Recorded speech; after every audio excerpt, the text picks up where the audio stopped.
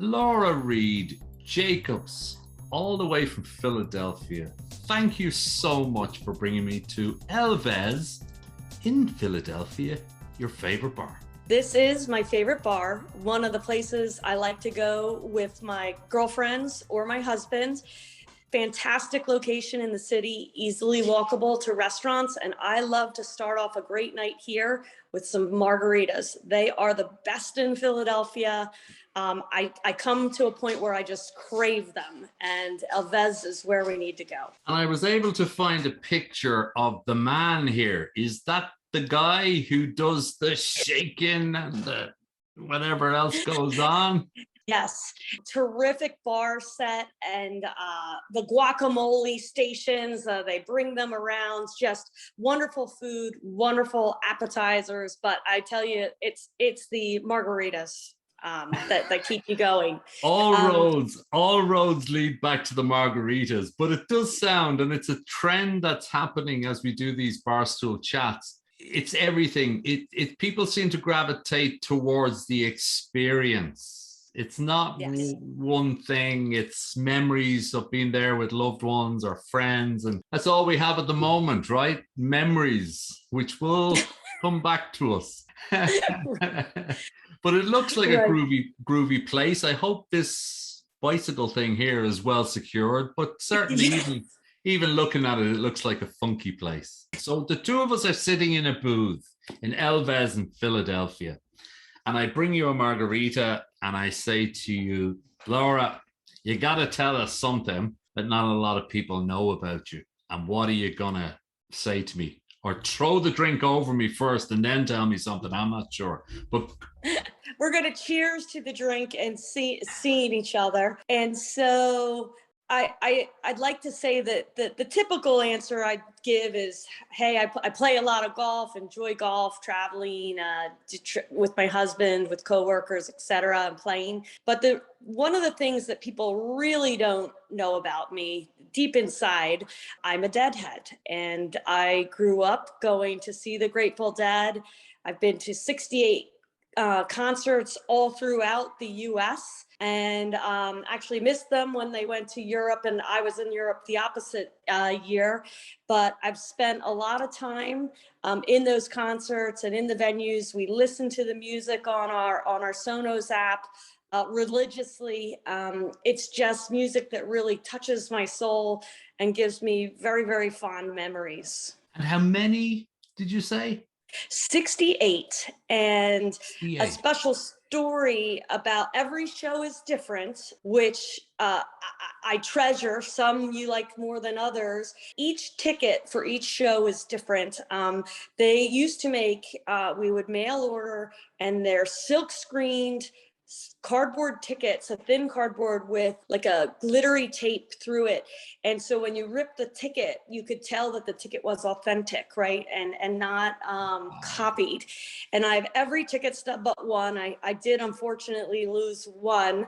Those are special mementos that I've kept all these years. It sounds like the type of thing, you know, the way you listen to the radio sometimes, you have this obscure discussion about 68 tickets for the Grateful Dead goes at Sotheby's for 50,000 euros. You know, you're going to disappear from Jacobs, and we're going to hear of Sotheby's 500,000 and one of those big appeals. You know, the appeals. Oh, I wish I could find that lovely boy in Sorrento once again. You'll be looking for that one ticket. Yes. Be like Willy Wonka. Yes. And it's funny because I've moved around. I'm always like, where are those tickets? You know, so it's great. They come with me. Well, I'm so glad you qualified out, because to call yourself a deadhead without qualifying, it sounds actually quite derogatory, or maybe you need to go to a skin specialist or something. So ultimately then, we're at the bar. I'm not there. You're on the bar. Who would you like sitting beside you? I think so. It links back to those concerts and the fondness I have for the band. So Jerry Garcia, who also did Jerry Garcia Band. I just love his interviews, listening to him talk, he spoke about climate, he spoke about politics, he spoke about mental health and mind, and he gave so many interviews. I just love the pitch of his voice, the tenor of his voice, and I miss the fact that he's not with us anymore.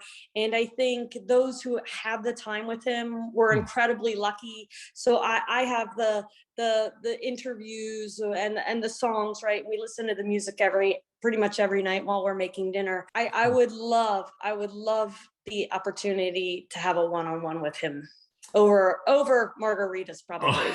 Then a pint. All roads lead back.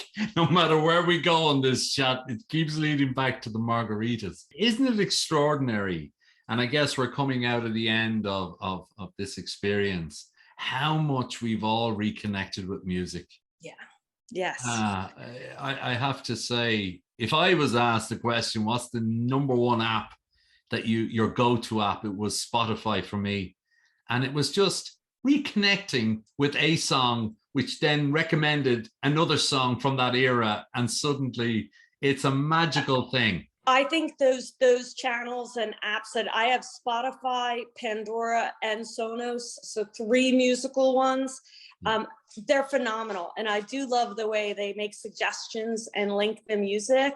And I love the way you're able to kind of create the channels by giving the thumbs up or the thumbs down, right, to kind of guide the creation. It's amazing. It's amazing because it actually, maybe I'm getting too old for this stuff, but the way a sound or a smell or something brings you back a bit. And for that moment in time, you wouldn't want to see myself and my wife dancing around to Depeche Mode on a regular occasion. But my sense is that's also aging me. So you're there. No, huge fan. So I'm right there with you. Here's the funny thing about music, right? I also think is ABBA recently announced a massive big comeback, huge comeback, big thing, right? And at a time when they were very polarizing as a band. You were either into them or they were absolutely terrible. But yet when time goes by, I think you then look back and say, well, they're not so polarizing because you either connect with the lyrics or maybe the sound or maybe you like a little. And I just think that's wonderful because I have young kids and I just think it's deadly when they start playing the stuff I listen to, but different tempo maybe or a different contemporary. My daughter listens to Glee and it replays all the music that you and I used to listen to, and it twists it around and I'll say, what are you listening to? And she plays that. Listen, do you know that's so authentic, the dog barking in the background? Because and again, this is what happens when you're doing Barstool Chats. Before the pandemic, if something like that happened, you'd be all, oh my God. Now, if something like that doesn't happen, you go, oh, she was so staged. It was unbelievable. I know. You might have seen him in the back a few minutes ago. I'm not actually sure what he's barking at. I know, but Laura, that's what this is about. He is. Yeah, I have Sheenie Mac, he's a big, I have a Labrador here, but he's only a puppy compared to him. You like to play golf. You got that in just a little bit there. But I think from what I know, you like to be competitive playing golf. You're not just rocking up on the old, I'll go for a little game. There has to be wagers and there has to be something in it, some skin in the game.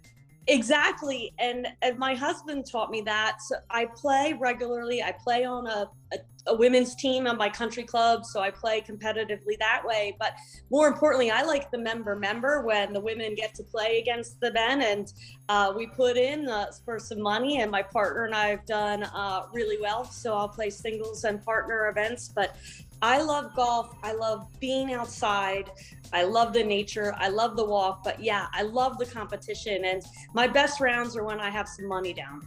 Listen, Laura, it's been short, sharp, but terribly interesting as always. Thank you so much for giving me 10 minutes of your time. Thank you. Have a great day. Cheers. And hope to see you face to face soon.